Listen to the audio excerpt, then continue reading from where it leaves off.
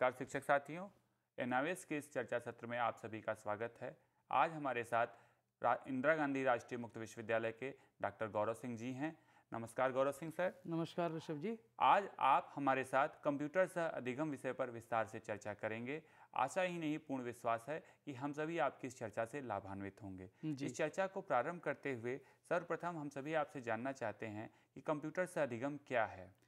ऋषभ जी, जब हम कंप्यूटर सह अधिगम की बात करते हैं तो एक चीज़ तो हमारे विद्यार्थियों को और शिक्षार्थियों को और शिक्षक साथियों को स्पष्ट हो जाती है कि अधिगम की एक ऐसी प्रणाली है जिसमें कंप्यूटर का प्रयोग परम आवश्यक है। कंप्यूटर का प्रयोग विभिन्न प्रकार से हो सकता है।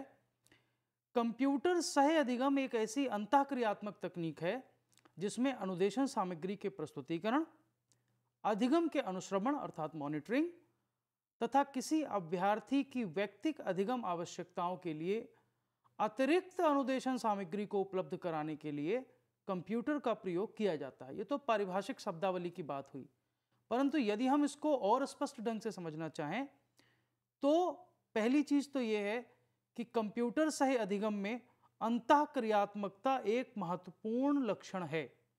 अंतःक्रियात्मकता का अर्थ है कि जैसे कक्षा में शिक्षक और शिक्षार्थी आपस में वार्तालाप करते हैं, एक दूसरे से प्रश्न करते हैं, एक दूसरे को पृष्ठ पोषण देते हैं, शिक्षक शिक्षार्थियों को प्रोत्साहित करता है, ये सब अंतःक्रियात्मकता के तत्व हैं। तो इसी प्रकार कंप्यूटर सह अधिगम प्रणाली में जब कार्यक्रम बनाए जाते हैं तो इस बात का ध्यान रखा जाता है कि चूंकि कंप्यूटर सह अधिगम प्रणाली के प्रयोग में अध्यापक उपस्थित नहीं होता, लेकिन अध्यापक के रूप में कंप्यूटर आधारित यह प्रणाली निरंतर शिक्षार्थी को अंतःक्रियात्मकता के अवसर उपलब्ध कराए। दूसरा बिंदु जो है वह है अनुदेशन सामग्री का प्रस्तुतिकरण। मूलतः अनुदेशन सामग्री का प्रस्तुतिकरण कक्षा में अध्यापक के द्वारा किया जाता है या विद्यार्थी पाठ्यपुस्तक से अनुदेशन सामग्री को ग्रहण करते हैं, परंतु कंप्यूटर सह अधिगम में कंप्यूटर आधारित विभिन्न प्रोग्राम और विभिन्न प्रणालियों के प्रयोग से हम एक ही प्रकार की सामग्री का भिन्न स्वरूपों में प्रस्तुतिकरण करते हैं। तीसरा इसका लक्षण है अधिगम का अनुश्रवण अर्थात मॉनिटरिंग। बच्चे कितना सीख रहे हैं, कक्षा में अध्यापक का भी यही कार्य है कि जब अध्यापक कक्षा में विद्यार्थियों को पढ़ाता है तो वह ये देखता है कि हमारे विद्यार्थी मेरे पढ़ाने के साथ साथ कितना सीख रहे हैं और उसका अनुश्रवण करता है। वो कम सीख रहे हैं तो उसके अनुसार अपनी गति को परिवर्तित करता है, उसके अनुसार विषय वस्तु को परिवर्तित करता है, उसके अनुसार शिक्षण अधिगम प्रक्रिया को परिवर्तित करता है। उसी प्रकार यह कंप्यूटर सह अधिगम प्रणाली अधिगम के अनुश्रवण का काम भी करती है। और सबसे बड़ी बात यह है, जैसा कि हम सब जानते हैं कि प्रत्येक विद्यार्थी के सीखने की गति, सीखने की क्षमता और सीखने की शैली ये सब भिन्न होती हैं। तो जब ये भिन्न होती हैं तो या यूं कहें कि प्रत्येक बालक अपने वैयक्तिक स्वरूप में जो जैसे सीखता है वह उसकी सीखने की प्रक्रिया अपने आप में अद्वितीय होती है। तो प्रत्येक को उसकी वैयक्तिक आवश्यकताओं के अनुरूप शिक्षण सामग्री मिले, और यदि वह शिक्षण सामग्री कक्षा में पूरी कक्षा के लिए जब सामूहिक तौर पर हम प्रस्तुत करते हैं तब उपलब्ध नहीं हो पा रही है तो उसको अतिरिक्त प्रयासों के रूप में यह शिक्षण सामग्री दी जाए। इस रूप में भी हम कंप्यूटर सह अधिगम प्रणाली का प्रयोग करते हैं। धन्यवाद डॉक्टर सिंह, आपने मूल शब्दों के माध्यम से विषय पर प्रकाश डाला। यहाँ पर मैं आपसे जानना चाहूँगा, कंप्यूटर सह अधिगम प्रणाली परंपरागत शिक्षण से किस प्रकार भिन्न होती है? आपका प्रश्न बहुत उचित है ऋषभ जी, क्योंकि जब हम कंप्यूटर सह अधिगम प्रणाली पर चर्चा कर रहे हैं तो हमारे अध्यापक साथियों को यह जानना परम आवश्यक है कि वे जो परंपरागत शिक्षण करते हैं उस परंपरागत शिक्षण से यह शिक्षण किस प्रकार भिन्न है। जैसे परंपरागत शिक्षण में क्या होता है? परंपरागत शिक्षण में एक अध्यापक विद्यार्थियों के समूह को अपने लिखित या पुस्तकीय ज्ञान की सहायता से विषय वस्तु प्रस्तुत करता है, अर्थात वहां पर एक अध्यापक की भूमिका विषय वस्तु के प्रस्तोता की होती है, कंटेंट प्रोवाइडर की होती है। जबकि जब हम कंप्यूटर सह शिक्षण में देखते हैं तो वहां पर विषय वस्तु तो कंप्यूटर सह अधिगम प्रणाली द्वारा प्रस्तुत की जाती है, अर्थात वहां से अध्यापक की भूमिका विषय वस्तु प्रदाता की नहीं होती। तो वह किस भूमिका में होता है? वह होता है उनको प्रोत्साहन दाता की भूमिका में। जब शिक्षार्थियों को कंप्यूटर द्वारा शिक्षण करना है तो एक अध्यापक कक्षा में विद्यार्थियों को कंप्यूटर के शिक्षा में उपयोग हेतु स्वाध्ययन हेतु प्रेरित करता है और उनको उसका प्रयोग कैसे अच्छे ढंग से वो कर सकते हैं, इसके लिए वो मार्गदर्शक की भूमिका निभाता है। यदि हम परंपरागत शिक्षण और कंप्यूटर सहाय्य अधिगम शिक्षण में भिन्नता को देखें विभिन्न आयामों पर, तो इसके विविध आयाम हो सकते हैं, जैसे दोनों में शिक्षक की भूमिका क्या है, दोनों में विद्यार्थी की भूमिका क्या है, दोनों में विषय वस्तु किस प्रकार की होती है और दोनों में अधिगम हेतु प्रोत्साहन कैसे दिया जाता है। जहां तक शिक्षक की भूमिका की बात है, अभी मैं इस पर स्पष्ट बता चुका हूं कि परंपरागत शिक्षण में शिक्षक की भूमिका एक विषय वस्तु प्रदाता की होती है, जबकि कंप्यूटर सहाय्य अधिगम में एक शिक्षक की भूमिका एक प्रोत्साहक की होती है। जब विद्यार्थी की भूमिका की हम बात करें, तो जो कक्षा परंपरागत शिक्षण है उसमें आप मेरी बात से सहमत होंगे कि विद्यार्थी एक प्रकार से सुग्राही होता है, ग्राही होता है। अध्यापक उनको कुछ प्रदान करता है और वो उसको ग्रहण करता है। अर्थात एक शिक्षार्थी की भूमिका, एक विद्यार्थी की भूमिका सामान्यतः कुछ ग्रहण करने वाले की होती है, जबकि कंप्यूटर सहाय्य अधिगम में विद्यार्थी सक्रिय भागीदार होता है, एक्टिव पार्टिसिपेंट होता है। विषय वस्तु की यदि हम बात करें, तो कई बार जो परंपरागत शिक्षण है उसमें जो विषय वस्तु विद्यार्थियों को प्रदान की जाती है वो मुख्यतः सैद्धांतिक प्रकृति की होती है, जबकि कंप्यूटर सहाय्य अधिगम में जो विषय वस्तु प्रदान की जाती है वह मुख्यतः एक तो वास्तविक अनुभवों पर आधारित होती है, बालक के चारों ओर जो वातावरण है उससे उदाहरण लिए जाते हैं उन पर आधारित होती है, और चूंकि वह विषय वस्तु को स्वयं ग्रहण करता है इसलिए विषय वस्तु ग्रहण करने में वास्तविकता प्रधान हो जाती है। चौथा आयाम है दोनों में भिन्नता का, अधिगम हेतु प्रोत्साहन। जैसा कि आप जानते हैं, परंपरागत शिक्षण में सामान्यतः विषय वस्तु को एक क्रम में प्रस्तुत किया जाता है, तो विषय वस्तु की क्रमबद्धता ये भी प्रोत्साहन का एक आयाम होती है कि मुझको पहले चैप्टर कौन सा पढ़ना है, फिर कौन सा पाठ पढ़ना है, फिर कौन सा पाठ पढ़ना है, तो उसी क्रम में आगे बढ़ने के लिए विद्यार्थियों को प्रोत्साहन मिलता है। जबकि कंप्यूटर सहाय्य अधिगम में चूंकि विद्यार्थी की गति के अनुसार शिक्षण होता है, विद्यार्थी की रुचि के अनुसार शिक्षण होता है, इसलिए वहां पर प्रोत्साहन के लिए जो प्रमुख कारक होता है वह होता है सीखने की ललक और समस्या समाधान की ललक, क्योंकि वहां वस्तुतः जो विषय वस्तु प्रस्तुत की जाती है वो समस्याओं के रूप में प्रस्तुत की जाती है, तो विद्यार्थी उनके समाधान के लिए प्रयास करता है, इसलिए उसको जो समस्या समाधान करने की ललक है वो ललक मुख्यतः अधिगम के लिए प्रोत्साहन का काम करती है। तो जब हम परंपरागत शिक्षण से भिन्नता देखते हैं कंप्यूटर सहाय्य अधिगम की, तो हम पाते हैं वहाँ शिक्षक की भूमिका में भिन्नता है, वहाँ विद्यार्थी की भूमिका में भिन्नता है, वहाँ विषय वस्तु के प्रकृति में और विषय वस्तु के प्रस्तुतिकरण के तरीके में भिन्नता है, और साथ ही अधिगम हेतु जो प्रोत्साहन के कारक हैं उनमें भी भिन्नता पाई जाती है।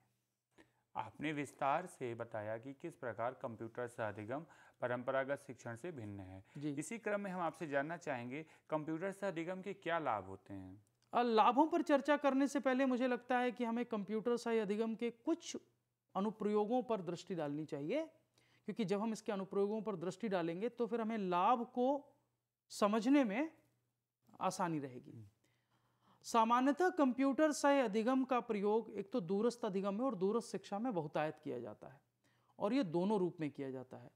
वेब आधारित शिक्षा के रूप में, अर्थात जब हम इंटरनेट का इस्तेमाल करते हैं कंप्यूटर सहाय्य अधिगम के लिए, और वेब रहित शिक्षा के रूप में, अर्थात जब हम कंप्यूटर या वीडियो टेक्नोलॉजी का तो प्रयोग करते हैं, वीडियो तकनीक का तो प्रयोग करते हैं, लेकिन उसके लिए इंटरनेट की आवश्यकता नहीं होती है। तो एक चीज़ तो यहाँ पर यह स्पष्ट हो जाती है कि जब कंप्यूटर सहाय्य अधिगम के अनुप्रयोगों की हम बात कर रहे हैं, तो कंप्यूटर सहाय्य अधिगम के दोनों प्रकार के अनुप्रयोग दूरस्थ अधिगम और शिक्षा में होते हैं। एक तो इंटरनेट और वेब आधारित शिक्षा प्रणाली के रूप में, और दूसरा बिना इंटरनेट के कंप्यूटर और वीडियो टेक्नोलॉजी के रूप में। मैं एक उदाहरण के रूप में इसको प्रस्तुत करता हूँ। मान लीजिए आप किसी बच्चे को विज्ञान का या पर्यावरण अध्ययन का एक पाठ पढ़ाना चाहते हैं। मान लीजिए आप जल के अनुप्रयोग या जल विषय से संबंधित पाठ कंप्यूटर सहाय्य अधिगम के माध्यम से पढ़ाना चाहते हैं, तो इसके दो तरीके हो सकते हैं कंप्यूटर सहाय्य अधिगम में। एक, उसको जल के विभिन्न अनुप्रयोगों, जल के स्रोतों, जल में पाए जाने वाले घटकों, जल में पाए जाने वाले जीवों, अच्छे जल और प्रदूषित जल के बीच अंतर, भारत में पेयजल की समस्या, इससे संबंधित कुछ चित्र, कुछ वीडियो क्लिप्स जो तमाम जगह उपलब्ध हैं, उनको मिलाकर एक प्रोग्राम बनाएं और वो प्रोग्राम एक सीडी के माध्यम से विद्यार्थी तक पहुंचा दें। जब विद्यार्थी इस प्रकार विकसित कंप्यूटर से अधिगम प्रारूप से अध्ययन करेगा तो उसके लिए इंटरनेट की आवश्यकता नहीं होगी। साथ ही यदि इसी विषय पर आप एक ऑनलाइन कोर्स डेवलप करें जिसमें विद्यार्थी इंटरनेट पर आए, वो लॉगिन करे, उसको एक निश्चित समय दिया जाए, उस समय जो प्रसारण हो रहा है या जो भी अध्यापक या विशेषज्ञ वहाँ चर्चा कर रहे हैं वो उस चर्चा को सुने। ठीक, तो उसको इस तरह से कहते हैं कि कंप्यूटर से दो प्रकार का अधिगम होता है, एक होता है समकालिक और एक होता है विषमकालिक, सिंक्रोनस और एसिंक्रोनस। तो जो इंटरनेट आधारित शिक्षण है वो कई बार समकालिक हो जाता है, सिंक्रोनस होता है कि उसी समय होना चाहिए, जबकि वो एसिंक्रोनस भी हो सकता है, ऐसा नहीं है कि उसमें एसिंक्रोनस नहीं हो सकता, विषमकालिक नहीं हो सकता। लेकिन जो कंप्यूटर पर इंटरनेट रहित अधिगम है वह अधिकांशतः विषमकालिक होता है। दूसरा है कंप्यूटर आधारित कोर्सवेयर के रूप में पूरे पाठ्यक्रम को छोटी छोटी विषय वस्तु में बांटकर उसमें कुछ प्रश्न जोड़कर उसको एक निश्चित क्रम में समायोजित कर दिया जाता है। मुख्यतः ये जो स्किनर का सिद्धांत था, प्रोग्राम लर्निंग का सिद्धांत, प्रोग्राम अधिगम का सिद्धांत, उस कार्यक्रमित अधिगम के सिद्धांतों पर आधारित कोर्सवेयर विकसित किए जाते हैं। तो उस रूप में भी कंप्यूटर से अधिगम का प्रयोग होता है। ऑनलाइन कक्षाओं के रूप में कंप्यूटर से अधिगम का प्रयोग होता है। यह कई बार क्या होता है कि यदि एक स्रोत से संपूर्ण जानकारी उपलब्ध कराना संभव नहीं है तो जो इस प्रकार के अनुप्रयोगों को कर रहे हैं शिक्षक, वह एक से ज्यादा अनुप्रयोगों को एक साथ जोड़कर इनका समन्वित रूप में प्रयोग करते हैं। तो ये कुछ मुख्य अनुप्रयोग हैं। अब यदि हम इन अनुप्रयोगों को देखें तो हमें प्राप्त होगा कि कंप्यूटर से अधिगम से हमें कौन कौन से लाभ मिलते हैं। जैसे पहला लाभ है कि कंप्यूटर से अधिगम सूचना प्रदान करने के एक से अधिक माध्यम उपलब्ध कराता है। एक से अधिक माध्यम की हम बात इसलिए कर रहे हैं क्योंकि वो हमको सीडी के रूप में भी सूचना प्राप्त होती है, उसके माध्यम से हम चित्र भी भेज सकते हैं, उसके माध्यम से हम वीडियो भी भेज सकते हैं, उसके माध्यम से हम किसी का लेक्चर, किसी का भाषण भी प्रयोग कर सकते हैं, किसी के कोई विशेषज्ञ है जो उस क्षेत्र का, उसके विचारों को भी हम रिकॉर्ड करके इस्तेमाल कर सकते हैं। तो सूचना प्रदान करने के लिए आपके पास केवल पुस्तक ही माध्यम नहीं रह जाती, केवल अध्यापक की कक्षा में दिया गया भाषण ही माध्यम नहीं रह जाता, बल्कि सूचना प्रदान करने के विभिन्न माध्यम इसमें जोड़े जा सकते हैं। दूसरा क्या अच्छा लाभ इसका ये है कि ये विभिन्न अधिगम शैलियों वाले बच्चों के लिए अधिक उपयुक्त है, क्योंकि कक्षा में बच्चों की अधिगम शैलियां भिन्न भिन्न होती हैं, परंतु अध्यापक जब कक्षा में पढ़ाता है तो वह प्रयास करता है उस अधिगम शैली वाले बच्चों को लाभ पहुंचाने की जिस अधिगम शैली को अधिकांश बच्चे अपनाते हैं, क्योंकि वह एक सामूहिक अधिगम शैली का प्रयास करता है। वो प्रत्येक बच्चे के लिए अलग अलग प्रकार से नहीं पढ़ा सकता, लेकिन प्रत्येक बच्चा सीखता अलग अलग प्रकार से, अधिगम अलग अलग प्रकार से करता है। तो कंप्यूटर सही अधिगम जो है वह भिन्न अधिगम शैलियों वाले बच्चों के लिए अधिक उपयुक्त है।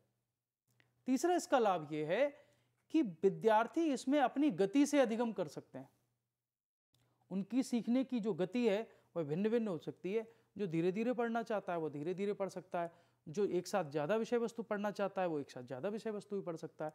तो विद्यार्थी अपनी गति से अधिगम कर सकते हैं, और ये इसलिए भी संभव है क्योंकि अधिकांश कंप्यूटर सही अधिगम प्रणालियों में हम विषय वस्तु को सीडी रोम में या किसी भी रूप में विद्यार्थी के कंप्यूटर पर उपलब्ध करा देते हैं। फिर विद्यार्थी अपने को जब समय उपलब्ध है तब, उसे जब इच्छा है तब, या वो जितनी मात्रा में पढ़ना चाहता है उतनी मात्रा में इससे सीख सकता है।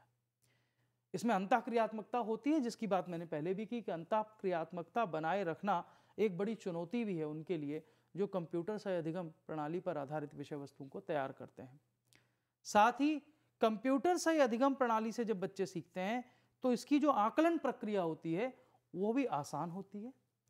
इसमें एक तो स्व आकलन की व्यवस्था की जाती है। अभी जब हम विभिन्न प्रकार के कंप्यूटर से अधिगम पर चर्चा करेंगे तब इस पर आगे बढ़ेंगे विस्तार से कि स्व आकलन का इसमें समावेशन होता है, और साथ ही इसमें लचीलापन होता है। तो ये कंप्यूटर से अधिगम के कुछ महत्वपूर्ण लाभ हैं। इसके साथ ही परंपरागत कक्षा कक्ष शिक्षण और अधिगम सामग्री को एक अतिरिक्त मदद मिल जाती है।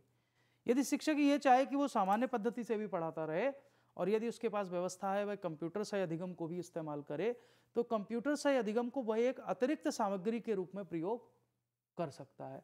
तो इसका एक बड़ा लाभ है कंप्यूटर सहाय्य अधिगम में एक और बड़ा लाभ होता है कि इसमें विद्यार्थी को तात्कालिक पृष्ठ पोषण मिल जाता है, उसको फीडबैक तुरंत मिल जाता है।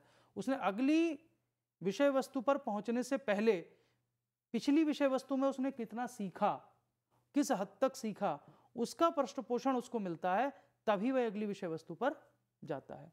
चूंकि अधिकांश समय विद्यार्थी स्वयं सारी प्रक्रियाओं को संचालित करते हैं, स्वयं कंप्यूटर को ऑपरेट करते हैं, स्वयं वीडियो देखते हैं, स्वयं ऑडियो सुनते हैं, स्वयं प्रश्नों के उत्तर देते हैं, स्वयं भी अगली विषय वस्तु पर डालते हैं, तो विद्यार्थी अधिगम प्रक्रिया में अधिकतम समय तक सक्रिय रहते हैं। तो अधिकतम समय तक सक्रिय बनाए रखना ये भी इसका एक बड़ा लाभ है। इसमें प्रोत्साहन तुरंत मिलता है और इसका सबसे बड़ा लाभ उन विद्यार्थियों के लिए है जहां आपको उपचारात्मक शिक्षण की आवश्यकता होती है। हम सब जो शिक्षक शिक्षा से जुड़े लोग हैं वो जानते हैं, और शिक्षक भी इस बात को जानते हैं और समझते हैं कि कक्षा में सारे विद्यार्थी एक गति से नहीं सीखते और एक समान नहीं सीखते। तो एक पाठ समाप्त होने के बाद जब अध्यापक उनका परीक्षण लेता है तो उसको लगता है कि कुछ विद्यार्थी कुछ क्षेत्रों में पीछे रह गए। फिर वो एक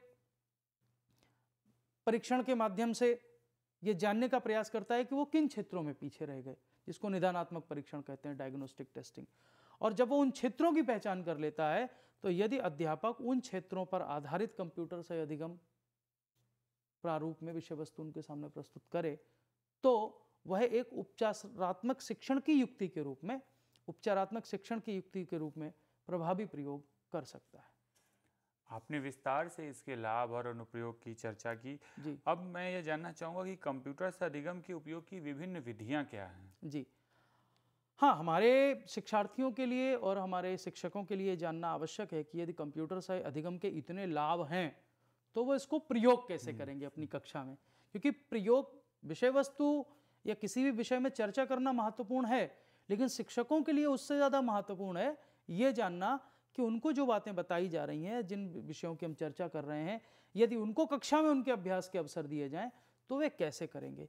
देखिए, कंप्यूटर से अधिगम के उपयोग की ऋषभ जी बहुत सारी विधियां हैं, परंतु यहाँ मैं 4 मुख्य विधियों पर चर्चा करना प्रारंभ करता हूँ और इन्हीं 4 पर अपने वार्ता को हम लोग सीमित रखेंगे।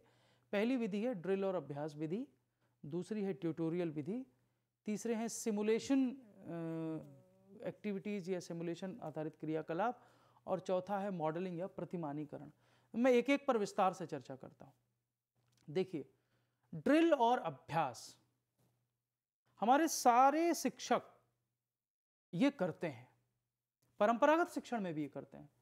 गणित में बहुत बाद में प्रयोग होता है, अन्य विषयों में भी कुछ मात्रा में प्रयोग होता है कि विद्यार्थियों को हम निरंतर अभ्यास देते हैं, चाहे वो उनको कोई वर्तनी याद करने का अभ्यास हो, उनको व्याकरण से संबंधित अभ्यास हो, गणित के प्रश्नों को हल करने संबंधी अभ्यास हो, और ये मानते हैं कि वो जितना अभ्यास करेंगे उतना वो निपुण होते जाएंगे। कहावत भी है, करत करत अभ्यास थे जड़मति होत सुजान। तो कंप्यूटर सहाय्य अधिगम में क्या होता है, इसमें विद्यार्थी को एक विषय वस्तु छोटी मात्रा में प्रदान करने के बाद उसको उस विषय वस्तु पर अभ्यास के बहुत सारे अवसर प्रदान किए जाते हैं। अर्थात छोटे छोटे बहुत सारे अभ्यास कार्य हम इसमें बना लेते हैं, या कुछ प्रश्नोत्तरियां बना लेते हैं, छोटे छोटे प्रश्न बना लेते हैं और उनके उत्तर होते हैं। तो शिक्षार्थी को उसमें अनगिनत अवसर उपलब्ध कराए जाते हैं। वो जितनी बार अभ्यास करना चाहे भिन्न भिन्न रूपों से उसको अभ्यास के अवसर उपलब्ध कराए जाते हैं, जिससे कि वह विषय वस्तु उसने जितनी पढ़ी है, जितना देखा है, जितना सुना है, उसका वह पूर्ण रूप से अभ्यास करके उसमें निपुण हो सके। तो एक तो उसमें अभ्यास के अनगिनत अवसर उपलब्ध होते हैं। साथ ही इसमें यह ध्यान दिया जाता है कि शिक्षार्थी जब किसी प्रश्न को हल करने का या किसी समस्या के समाधान करने का पहला प्रयास करे, वह प्रयास में यदि सफल हो जाए तो अच्छी बात है, यदि सफल नहीं भी हो तो भी उसको प्रश्न पोषण मिले कि वो सफल क्यों नहीं हुआ। तो इसमें एक ये प्रयास किया जाता है कि उसके प्रत्येक किसी भी समस्या को समाधान करने के या किसी प्रश्न का उत्तर देने के प्रत्येक प्रयास के बाद प्रश्न पोषण की व्यवस्था इसमें की जाती है। साथ ही यदि उत्तर बार बार गलत हो रहा है, विद्यार्थी विषय वस्तु को पढ़ रहा है फिर भी वो नहीं समझ पा रहा है, उत्तर बार बार गलत हो रहा है, तो फिर इसमें संकेतकों की व्यवस्था भी की जाती है कि उसको उचित संकेतक दिए जा सकें, ताकि अगली बार जब वो पढ़े तो उन संकेतकों को ध्यान में रखते हुए विषय वस्तु को पढ़े और फिर से प्रश्नों को हल करे। खासतौर पर तथ्यों की जानकारी देने में, नियमों की जानकारी देने में, कुछ कठिन विषय वस्तुओं के शिक्षण में ये विधि बहुत उपयोगी है। खासतौर पर विज्ञान में, पर्यावरण अध्ययन में, गणित में, भाषा में, सामाजिक विज्ञान में, इन तमाम विषयों में हम ड्रिल और अभ्यास विधि पर आधारित कंप्यूटर सहायतित अधिगम प्रणालियों का प्रयोग कर सकते हैं। ऐसी ही जो दूसरी विधि है वो है ट्यूटोरियल। ट्यूटोरियल क्या होता है? देखिए, यदि इस ट्यूटोरियल शब्द को हम देखें तो इसका एक नकारात्मक पक्ष भी कई बार मस्तिष्क में आ जाता है शिक्षकों के। कई बार ट्यूटोरियल को शिक्षक ट्यूशन से जोड़ लेते हैं। यहाँ पर ट्यूशन से लेना देना नहीं है।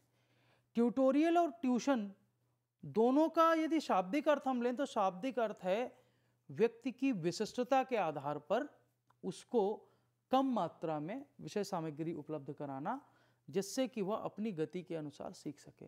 तो ट्यूटोरियल की पहली विशेषता हो गई कि हम इसमें अधिगम सामग्री को कम मात्रा में प्रस्तुत करते हैं। एक बार में ही पूरा पाठ उसके सामने प्रस्तुत नहीं करते। एक पाठ को बहुत छोटे छोटे भागों में बांट लेते हैं और एक बार में उसको एक भाग ही प्रस्तुत किया जाता है। और जो छोटा भाग प्रस्तुत किया जाता है उसको पूर्ण करने के बाद उस विद्यार्थी को उसका प्रश्नोत्तर करने के या उस पर आधारित क्रियाकलाप करने के अवसर दिए जाते हैं और उसके पूर्ण करने के बाद उसको पृष्ठपोषण प्रदान किया जाता है। साथ ही ट्यूटोरियल की एक और खूबी होती है, और कंप्यूटर साहित्य अधिगम में तो ये विशेषता है कि उसमें आने वाली विषय वस्तु इस पर निर्भर करती है कि विद्यार्थी की प्रगति की दर क्या है। विद्यार्थी की प्रगति की दर के आधार पर आगे आने वाली विषय वस्तु का निर्धारण किया जाता है। यदि वो धीरे धीरे सीख रहा है तो आने वाली विषय वस्तु देर से आएगी। यदि वह जल्दी जल्दी सीख रहा है तो आने वाली विषय वस्तु शीघ्रता से उसके समक्ष आ जाएगी। साथ ही इसमें रैखिक क्रम में विषय वस्तु का नियोजन या समायोजन किया जाता है। तो इससे खासतौर पर ऐसी विषय वस्तु जहां आपको रैखिक क्रम में या क्रमिक रूप में विषय वस्तु प्रदान करनी है, जैसे कई बार गणित में जो कठिन प्रश्न होते हैं या कठिन सूत्र होते हैं जिसमें एक सूत्र को कई चरणों में सीखना होता है, या विज्ञान में कई बार निगमन के बहुत सारे उदाहरण हैं जहां उनको विभिन्न सिद्धांतों का या नियमों का निगमन करना पड़ता है, तो वहां उनको क्रमिक रूप से आगे बढ़ना होता है। तो ऐसी विषय वस्तु को प्रस्तुत करने में ट्यूटोरियल बहुत मदद करते हैं। खास तौर पर ऐसी विषय सामग्री जहां पर विश्लेषण की आवश्यकता होती है, जो विश्लेषणात्मक विषय सामग्री है, जहां हम विद्यार्थियों से अपेक्षा करते हैं कि वो किसी वस्तु को, खासतौर पर भाषा में, भाषा कौशलों के विकास में, कॉम्प्रिहेंशन को समझने में, इस तरह के जो विषय वस्तु है उनके अध्ययन के लिए ट्यूटोरियल एक महत्वपूर्ण विधि होती है। एक और विधि है जिसको हम लोग कहते हैं सिमुलेशन क्रियाकलाप। ये सिमुलेशन क्रियाकलाप क्या होता है? ऋषभ जी, जब हम सिमुलेशन क्रियाकलाप की बात करते हैं तो जैसा कि हमें नाम से ही स्पष्ट है, सिमुलेशन अर्थात कोई चीज, कोई प्रारूप को उसी स्वरूप में प्रस्तुत किया गया है। ठीक, हमने कंप्यूटर के सिमुलेटर देखे हैं। अगर हमारे अध्यापक कभी किसी अच्छे कार चलाने वाले संस्थान में गए होंगे तो वहाँ उन्होंने कार चलाने के सिमुलेटर देखे होंगे, या टीवी पर या समाचारों में ये सुना होगा कि कई बार जो लोग हवाई जहाज चलाना सीखते हैं उनको सबसे पहले एक सिमुलेटर पर अभ्यास कराया जाता है। तो सिमुलेटर क्या होता है? आभासी परिस्थिति में, आभासी स्थिति में वास्तविक परिस्थितियों को प्रदान किया जाता है। तो एक तरह से कंप्यूटर द्वारा निर्मित इस प्रकार की सामग्री एक वास्तविक प्रक्रियाओं की नकल होती है। जैसे मैं इसका उदाहरण देता हूं, मान लीजिए बच्चों को हमें यह बताना है कि मेटलर्जी का जो टॉपिक है कि लौह अयस्क से लौह कैसे बनता है। अब या तो हम उसको उसके विभिन्न चरणों को पाठ्यपुस्तक में लिखकर पढ़ा दें, या हमारे पास यदि संभव है तो हम उनको जहां लौह अयस्क से लौह बनता है ऐसे किसी फैक्ट्री में जाकर, कारखाने में जाकर उनको घुमा दें। लेकिन वो खतरनाक है। सब जानते हैं कि बात्या भट्टी जहाँ पर ये पिघलता है लौह अयस्क, वहाँ पर 1200 डिग्री सेंटीग्रेड, 1500 डिग्री सेंटीग्रेड इतना उच्च तापमान होता है, उसके आसपास भी जाना संभव नहीं होता। और प्रक्रिया उसके अंदर घटती है, प्रक्रिया तो उसके अंदर घटती है। लौह अयस्क से लौह क्यों, वो कौन देखेगा? उसको वास्तविक परिस्थितियों में दिखाना संभव नहीं है, और यदि जीवंत परिस्थितियों में दिखाएंगे तो बहुत खतरनाक प्रयोग है। तो यदि हम उसका सिमुलेशन बना लें कंप्यूटर पर, यदि उसको सिमुलेशन के रूप में तैयार कर लें और उसको सिमुलेटेड परिस्थिति में, सिमुलेटेड रूप में बच्चों के सामने प्रस्तुत करें, तो बच्चे समझ पाएंगे कि हाँ, लौह अयस्क किस पाइप से आता है, कहाँ गिरता है, कैसे तापमान आगे बढ़ता है, किस प्रकार वो प्रस्तुत होता है। मॉडलिंग भी लगभग इसी तरह से काम करती है। जब हम मॉडलिंग की बात करेंगे तब दोनों में अंतर स्पष्ट करेंगे। तो विज्ञान, गणित, सामाजिक विज्ञान में बहुत सारे ऐसे विषय हैं जिनको हम सिमुलेशन के माध्यम से पढ़ा सकते हैं। मॉडलिंग सामान्यतः प्राकृतिक, पारिस्थितिक या मानव निर्मित संस्थान या मानव निर्मित जो यंत्र होते हैं उनका प्रतिमान बनाकर उनकी वास्तविक क्रियाविधि दर्शाई जाती है। आभासी रूप से जब हम वास्तविक क्रियाविधि को प्रस्तुत करते हैं, वास्तविक प्रक्रिया को अभ्यास के अवसर के रूप में प्रदान करते हैं, तब उसको हम प्रतिमानीकरण या मॉडलिंग कहते हैं। इसका प्रयोग भी हम महंगे, खतरनाक या आसानी से उपलब्ध ना हो पाने वाले उपकरणों तथा प्रक्रियाओं के अनुभव में उपयोगी मानते हैं। अब आपने विस्तार से इन विधियों के बारे में 4 पक्षों को लेकर समझाया और कहीं ना कहीं हम ये समझ रहे हैं कि ये हमारे शिक्षण के लिए बहुत उपयोगी है जी। इसी से जुड़ा हुआ एक प्रश्न यह भी है कि कंप्यूटर सह अधिगम की योजना कैसे बनाई जाए। हाँ, देखिए, शिक्षकों को एक तो ये जानना जरूरी था कि कंप्यूटर सह अधिगम के कौन से विभिन्न प्रकार हैं, कौन सी विभिन्न प्रविधियां हैं जिनका वे प्रयोग अपनी कक्षा में कर सकते हैं। और मुझे आशा है कि जिन्होंने इस कार्यक्रम को सुना और देखा है वे लोग अब तक इतना तो समझने में सफल हुए ही होंगे कि कंप्यूटर सह अधिगम के बहुत सारे प्रारूप हैं और उन प्रारूपों का हम प्रयोग कर सकते हैं। लेकिन जब बात आती है योजना बनाने की, जब कंप्यूटर सह अधिगम की एक शिक्षक योजना बनाता है तब उसे सबसे पहले अपना उद्देश्य निर्धारित करना पड़ता है कि वह कंप्यूटर सह अधिगम को क्यों प्रयोग करना चाहता है। जैसे जब हम विभिन्न प्रणालियों का उदाहरण दे रहे थे, मान लीजिए कक्षा में एक शिक्षक को वर्षा चक्र पढ़ाना है, जल चक्र पढ़ाना है। अब या तो वो जल चक्र के उदाहरण देगा, जल चक्र का चार्ट दिखाएगा, परंतु यदि उसके पास उसका कोई सिमुलेशन मॉडल, उसको कहीं कंप्यूटर आधारित मॉडल मिल जाता है, तो वह उस कंप्यूटर आधारित मॉडल का प्रयोग करके बच्चों को बहुत आसानी से समझा सकता है कि किस प्रकार से जल में वाष्पीकरण होता है, कैसे उसमें संघनन होता है, कैसे उसका द्रवीकरण होता है, और वह तीनों प्रक्रियाएं एक सिमुलेशन के माध्यम से सिखा सकता है। तो उसको पढ़ाने का उद्देश्य क्या है। दूसरा, जब वह कंप्यूटर सह अधिगम की योजना बनाता है तो उसको यह भी ध्यान में रखना आवश्यक है कि उसके यहाँ कितने कंप्यूटर उपलब्ध हैं भी कि नहीं है। क्योंकि कंप्यूटर सह अधिगम का प्रयोग आप तभी कर सकते हैं जब आपके पास कंप्यूटर उपलब्ध हो और पर्याप्त संख्या में उपलब्ध हो। यदि उपलब्ध नहीं है तो आप कंप्यूटर सह अधिगम का प्रयोग कैसे करेंगे, नहीं कर सकते। तो शिक्षकों को यह भी ध्यान रखना होगा कि यदि वो कंप्यूटर सह अधिगम प्रणाली का प्रयोग करना चाहते हैं तो उनके कितने कंप्यूटर हैं, किस प्रकार से उपलब्ध हैं, जहां कंप्यूटर है वहां स्थान कितना है। यदि वो चाहे कि उसकी कक्षा में 50 विद्यार्थी है, 40 विद्यार्थी है, 30 विद्यार्थी हैं और कंप्यूटर 10 हैं, तो क्या वह 3, 4 या 5 विद्यार्थियों के समूह को एक कंप्यूटर पर बिठा सकता है। तो कंप्यूटर पर स्थान प्रबंधन किस प्रकार करना है ताकि इस कंप्यूटर पर सारे बच्चे एक साथ देख सकें। विषय वस्तु की प्रकृति क्या है, विषय वस्तु की प्रकृति के अनुसार उसको विधि का चयन करना होगा और उसके बाद कंप्यूटर सह अधिगम का क्रियान्वयन करना होगा, जिसमें उसमें विद्यार्थियों को बताना होगा कि आज उसको किन उद्देश्यों को प्राप्त करना है, उसको उससे क्या सीखना है, वो उसको किस प्रकार अन्य क्रियाकलापों में समावेशित करेगा। जैसे यदि उसने सिमुलेशन पर या कोई मॉडल दिखाया तो वह विद्यार्थियों से कह सकता है कि इस मॉडल में विद्यार्थी जिन जिन चरणों को देख रहे हैं उनका अपनी कॉपी पर उल्लेख करें, अपने अभ्यास पुस्तिका पर उल्लेख करें, उनका क्रम निर्धारित करें, प्रत्येक क्रम में प्रत्येक चरण में जो जो प्रक्रियाएं हो रही हैं वो ध्यान से देखें, कौन कौन सी सावधानियां बरती जा रही हैं वो ध्यान से देखें।